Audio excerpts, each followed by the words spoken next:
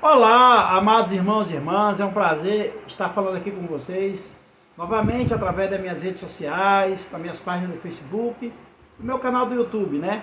Para te trazer uma palavra do Senhor, uma palavra que possa te edificar e que possa fazer mudar o seu entendimento se você estiver num caminho errado ou um caminho torto e você às vezes acha que não tem salvação. Meu irmão, eu quero te falar uma grande notícia, uma grande novidade.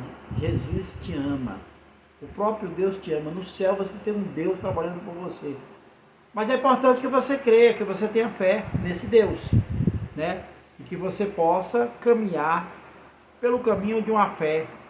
Você não é obrigado a ter uma fé grande ou uma fé muito completa. Não, não, não. Deus não exige que você seja um cara muito estudado, muito inteligente, que você já esteja, que tem que estudar para poder se chegar a Jesus. Não, a sua fé já é o suficiente.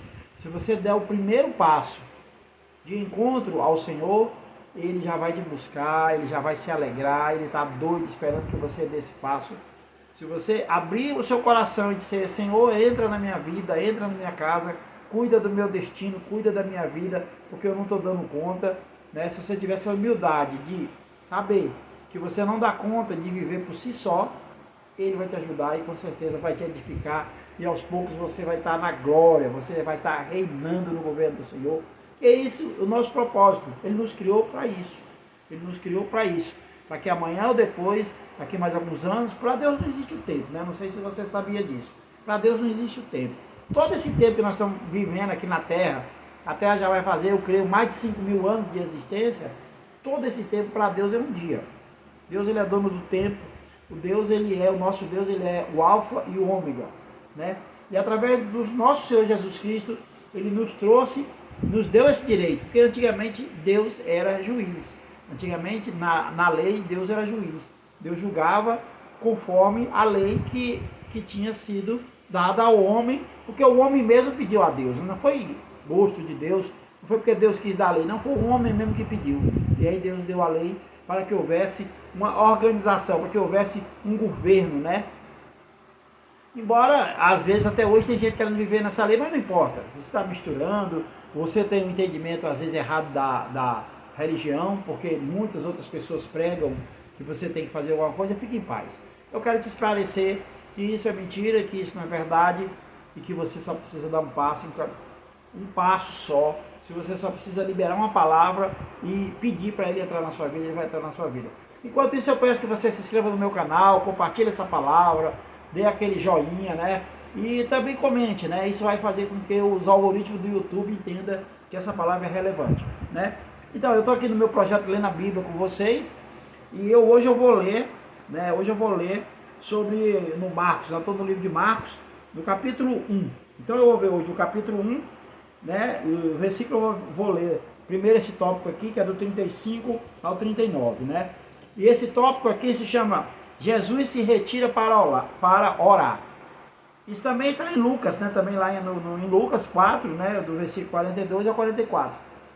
Mas vamos ver lá, vamos ver aqui em Marcos. Marcos, capítulo 1, versículo 35 ao 39. Então, tendo se levantado alta madrugada, saiu e foi para um lugar deserto e ali ele orava. Procuravam-no diligentemente Simão e os que com ele estavam. Tendo-o encontrado, lhe disseram: todos te buscam. Jesus, porém, lhes disse: vamos a outros lugares, às povoações vizinhas, a fim de que eu pregue também ali, pois para isso que eu vim. Então foi para toda a Galiléia, pregando nas sinagogas deles e expelindo os demônios. Aqui mais uma vez, esses 4 versículos estão reafirmando justamente isso. Jesus tem mostrado todo o tempo, né? Jesus mesmo falou. Você sabe que Jesus, ele começou seu ministério aos 30 anos, e ele pregou aqui na terra 3 anos, né? 3 anos levou o ministério do Senhor, né? Mas como ele sabia para onde iria e tudo mais, ele foi nos lugares mais importantes, né? E aqui fala que ele estava orando, ele se acordou de madrugada e se afastou um pouco, né? ficou lá só ele orando, porque o Senhor Jesus sempre fazia isso. Né? E ele orava para o Pai, ele orava para Deus. Né? Ele era filho, ele também era Deus. Mas ele tinha uma submissão a Deus Pai. Então ele ia orar, e ele orando é como que ele estivesse prestando conta, pedindo forças. Que é o que nós devemos fazer hoje. Hoje, se você precisar de alguma coisa, se você estiver em conflito com você mesmo, se você estiver sofrendo por muitas acusações, meu amigo, se ajoelha antes de deitar ou quando você acordar e ora para o Senhor. A oração melhor que Deus quer ouvir é quando você se senta, você se ajoelha e você fala dos seus problemas do dia a dia. Não tem oração melhor para Deus. Você não precisa orar nem uma oração repetitiva, nem uma oração pronta que já tem por aí, não. Ore o que a sua oração para Deus é você falar dos seus problemas. Então, todos os problemas que você estiver falando, tudo que você estiver passando, todas as dificuldades, conta para Deus, fala para Jesus. Ele vai resolver. Ele vai resolver. Ele pode não resolver hoje, mas resolve. Pode resolver na mesma hora, mas ele vai resolver. Tenha fé. É a fé que abre, a fé que move o céu. É você e Deus, através da sua fé. Então, e aí ele, quando encontraram ele, ele falou, vamos ali em outras cidades, eu preciso pregar, eu preciso falar, porque Deus sabia, Jesus sabia que o fim dele, que ele teria que concluir o chamado dele. O chamado dele, o chamado de Jesus, de Deus, ele foi o Deus que pagou nossos pecados. Então, continuando, né? Continuando. Então, agora eu vou ler o próximo tópico, que é a cura de um leproso, né? Isso também está continuando aqui, né? Porque esses livros aqui, eles são em sequência, viu? Todos os versículos são acontecimentos que vão se seguindo, né? E aí ele vai ler, aqui eu vou ler do capítulo 40 ao 45, né? Aliás, do versículo 40 ao 45, né? Então eu vou ler aqui para vocês agora, Marcos, capítulo 1, versículos 40 ao 45. Aproximou, aqui, o tópico é a cura de um leproso. Está em Mateus 1, está em Mateus 8, né? Versículo 1 ao 4. E também está em Lucas 5, do 12 ao 16. Essa mesma passagem, só falando de forma diferente, né? Porque os 4 evangelhos mostram Jesus de 4 maneiras, né? Pra você entender. Aproximou-se dele um leproso, rogando-lhe de joelhos: se quiseres, pode purificar-me. Naquela época, o leproso era como se fosse um cara amaldiçoado. Ele vivia, era tipo da doença, e ele era afastado do arraial, das comunidades e dos povoados. Ele não ficava junto com o povo. Geralmente os leprosos ficavam em cavernas, ficavam no deserto, faziam tendas, ficavam mais afastados, né? Porque não era só a doença em si. A doença em si, naquela época, para aquele povo, representava impureza, representava maldição. Aquilo ali era pecado, né? Naquela época, esse tipo de doença, todo mundo dizia que aquele cara tinha cometido pecado e que esse pecado não tinha saído, estava em cima dele. E aí o pessoal não queria se misturar com pecadores assim, dessa qualidade, né? Dessa proporção. Então, os leprosos tinham que ficar, eles eram amaldiçoados, tinham que ficar distantes. Mas aqui o Senhor Jesus está falando que apareceu para ele um leproso. E o leproso aproximou-se dele, um leproso, rogando-lhe de joelhos: se quiseres, podes purificar-me. Olha, o leproso, que não conhecia Jesus direito, de longe viu Jesus, se aproximou e sabia que Jesus podia purificar. Ele entendia que Jesus era Deus. Então, esse leproso, com certeza, ele foi salvo naquela hora por causa da fé. Ele creu no Senhor. Então, Jesus, profundamente compadecido, estendeu a mão, tocou-lhes e disse: quero, fica limpo. Então, meu irmão, aqui está falando, afirmando justamente o que eu te falei. Isso aqui está no versículo 41 de Marcos, do capítulo 1. Né? Jesus profundamente, olha aqui, ó, Jesus profundamente compadecido, estendeu a mão, tocou-lhe e disse-lhe: quero, fica limpo. Jesus apenas deu a ordem. O Senhor Jesus, ele não precisava fazer algum tipo qualquer tipo de dança, ou qualquer tipo de... Você está entendendo o que eu quero dizer? Jesus apenas disse: fique limpo. Então, ele é Deus, né? Ele tem o poder, ele é o Senhor dos senhores. Então, isso aqui é para você ver que aquilo que eu falei antes para você, de que peça a Deus, peça ao Senhor Jesus Cristo, se deite, ore, se ajoelhe e peça: Senhor, me cura. Se for um problema de doença, Senhor, me cura. Se for um problema financeiro, você diz, Senhor, me dá o suprimento. Se for um problema de casamento, Senhor, quebranta o coração da minha mulher ou do meu marido. Se você for mulher, fala do seu marido. Senhor, você tem um marido que é cachaceiro, irresponsável. Senhor, muda ele, muda o coração dele. O que o Senhor vai fazer para você? Eu sei que às vezes a gente não tem tempo, é muito trabalho. O diabo fica tirando todo o seu tempo. O diabo te arranja compromissos, te arranja trabalho. E aí você passa e não perde. Aí às vezes você não entende, que é por isso que às vezes as coisas se demoram a resolver na sua vida. Mas eu não te condeno, eu sei disso. Até eu também, eu estou pregando para você, mas de vez em quando eu também esqueço, às vezes, de determinadas coisas, eu pedi ao Senhor Jesus. E nós temos que pedir. Porque a nossa fé, ele vem pela declaração da palavra. É o que você fala que vai mover o céu. Porque você vai falar com o coração e vai crer com a sua mente. Então você vai falar palavras de fé. E isso realmente move, e o Senhor está esperando por isso. Então, no mesmo instante, continuando aqui o 43. Aqui, aliás, o 42, né? No mesmo instante, lhe desapareceu a lepra e ficou limpo. 43. Fazendo-lhe então veemente advertência, logo despediu.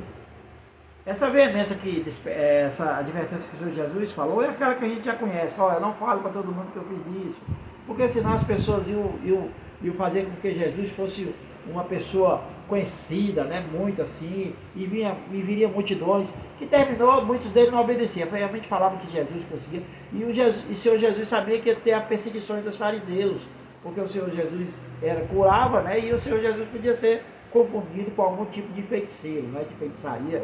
Os próprios fariseus chegaram a chamar Jesus de Beelzebul, né? Você sabe o que é Beelzebul?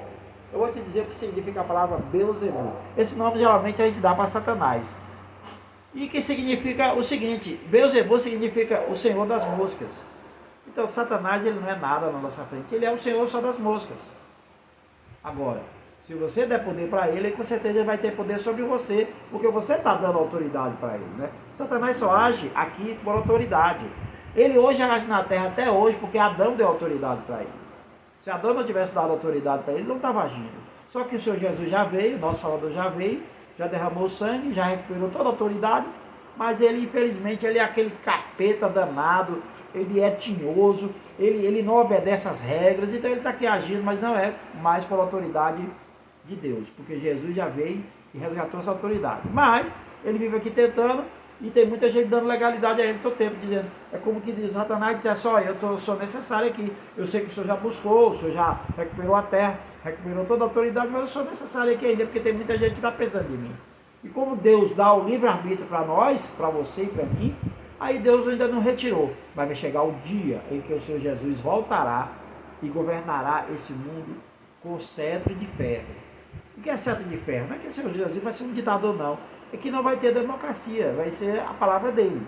Ele não vai se reunir com você, ou com um conjunto de pessoas, ou com algum governo para discutir, não. Ele vai mandar e acabou-se. Mas o governo dele será justo, né? Satanás será preso por 1000 anos, e o governo do Senhor Jesus durará 1000 anos nessa terra. E eu e você estaremos aqui colaborando com ele, porque é isso que ele quer. Toda a igreja de Deus, toda a igreja do Senhor Jesus será arrebatada. Isso está escrito lá em Apocalipse. Seremos arrebatados antes do fim de todas as coisas. Estaremos aqui nessa terra sim, mas para governar junto com o Senhor, seremos espirituais, teremos poderes, mais poderes do que os anjos. Isso é a promessa, isso é o que ele nos prometeu. Então, aqui, e lhes disse, olha, não digas nada a ninguém, mas vai, mostra-te ao sacerdote e oferece pela tua purificação que Moisés determinou para servir de testemunho ao povo. Mas tendo ele saído, entrou a propalar muitas coisas e a divulgar a notícia, a ponto de não mais poder Jesus entrar publicamente em qualquer cidade, mas permanecia fora, em lugares ermos, e de toda parte vinham pessoas a ter com ele. Então, o Senhor Jesus tinha falado isso aqui, que eu estou te falando, que terminou acontecendo, né? O pessoal era curado, né? Eu entendo que eles ficavam muito agradecidos, e eles queriam dar o testemunho de quem realmente tinha curado, né? E eles tinham sido curados pelo próprio Deus. Mas os seus inimigos, o Senhor Jesus tinha os inimigos aqui, e eles começaram a a perseguir Jesus, começaram a querer desacreditar Jesus. Jesus estava tendo muitos seguidores. Jesus, durante o tempo que ele teve aqui, desses 3 anos, ele conseguiu multidões. E onde ele andava, todo mundo era curado. Bastava tocar na roupa, na veste do Senhor Jesus e era curado. Não ficou, por onde o Senhor Jesus passou, não ficou nenhum doente, nenhum leproso. Pessoas que morreram foram ressuscitadas. O Senhor Jesus o Senhor Jesus era uma tragédia para os coveiros. Chegava lá, levantava o morto, né? Então, o Senhor Jesus, ele incomodava, realmente ele incomodava. O poder dele era muito grande. E aí os invejosos, né, movidos por Satanás, claro, né, eles queriam, Satanás estava desesperado e agia na mente deles para que o Senhor Jesus fosse desacreditado e que tudo o que aconteceu não fosse concluído. Satanás era o que estava mais desesperado, era o mais interessado em tudo isso. Mas infelizmente ele não conseguiu. O nosso Deus da glória venceu a morte e levou todas as nossas maldições e pecados. Por isso hoje eu digo, meu irmão e minha irmã, hoje você é agraciado com o melhor tempo de toda a existência do mundo. Hoje você vive a melhor época. Essa época é uma época muito gloriosa. É a época que tudo aquilo que o Senhor Jesus fez foi para nós hoje. Não foi para aquele povo, porque aquele povo não entendia, era ignorante. Né? A revelação naquela época foi dada para quê? Para os apóstolos, para quem Deus quis levantar. Deus levantou muitos homens e mostrou. Jesus levantou muitos homens e mostrou para eles realmente as boas novas, né? O evangelho, né? Paulo mesmo foi um grande homem que foi levantado depois. Jesus já tinha morrido quando Jesus levantou Paulo. Mas o próprio Deus, o próprio Senhor Jesus apareceu para ele e colocou na mente dele tudo. O Espírito que foi colocado em Paulo já foi um Espírito sabedor de todas as coisas. É tanto que Paulo escreveu 75% do Evangelho. E Paulo foi um homem inspirado. Paulo era um perseguidor da igreja. Ele era um perseguidor da igreja, ele não cria Jesus Cristo. Não acreditava naquele povo. Ele era um perseguidor da igreja. Ele trabalhava, na verdade, junto com os fariseus. Mas daquele meio daqueles fariseus, ele foi o único que foi tirado.